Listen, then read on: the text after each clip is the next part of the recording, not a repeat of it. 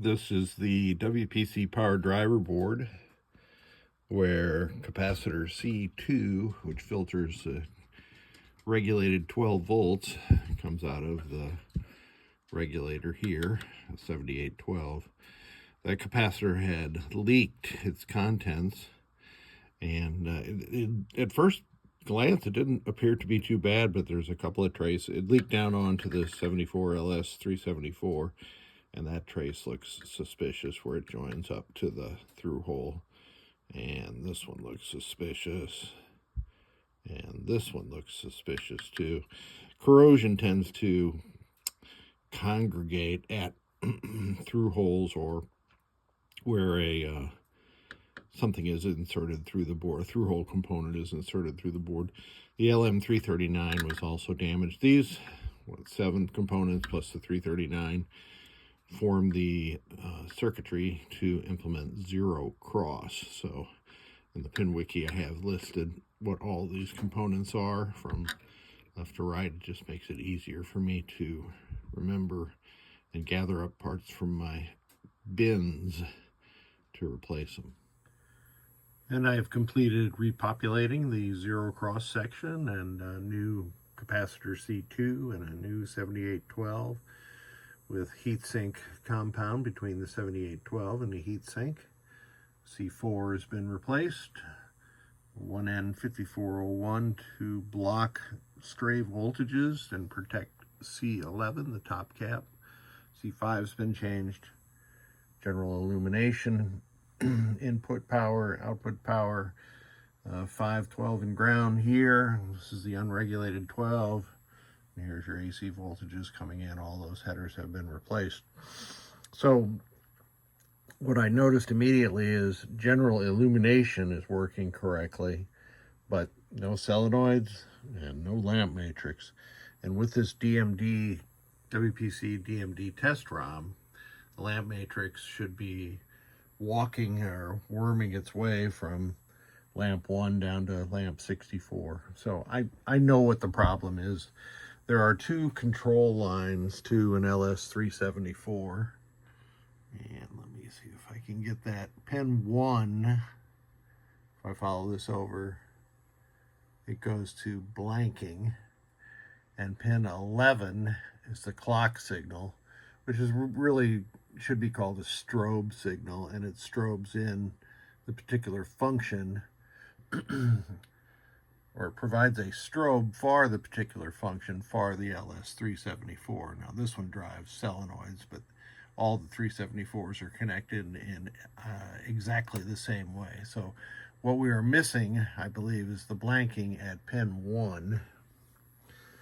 So I come back over here and I have my logic probe.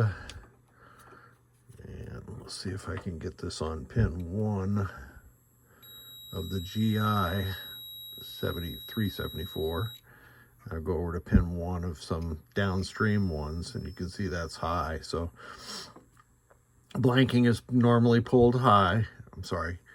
Yeah, the circuitry pulls it high. The CPU board has to send a signal to pull it low. So what this tells me is the signal is getting to U1 here, but it is not getting past U1 to U2, U3, etc. So the trace from pin 1 here to pin 1 here is compromised, and I'm going to go see where that is and decide whether to run a jumper on the front or the back side of the board.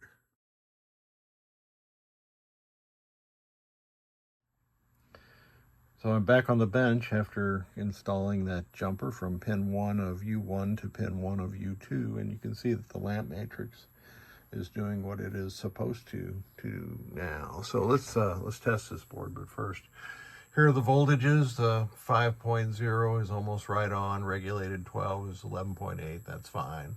Unregulated 12 is 15. 20 and 72 are flash lamp and coil power. So let's get to the test and test things on the driver board. And I'll make this run. What's nice about this WPC DMD test ROM is that it tests 16 solenoid circuits separately, and it tests every single one of them, versus a game ROM that tests whatever circuits are appropriate for the game. So with this thing, I can tell that all of the coils are working. Now you can see the dimming is working correctly, which means that the repair here at zero cross was successful. Let's come back to lamps and flashers at the same time. We've got a problem there at row 4, it looks like. And let's see, all the flash lamps are working fine, so the odds are that the signal is getting down here to the row 4 circuitry, but there's something specifically wrong here in the lamp matrix circuitry that's preventing row 4 from working. Let's do, just for giggles, let's do single lamps and see what happens. Interesting.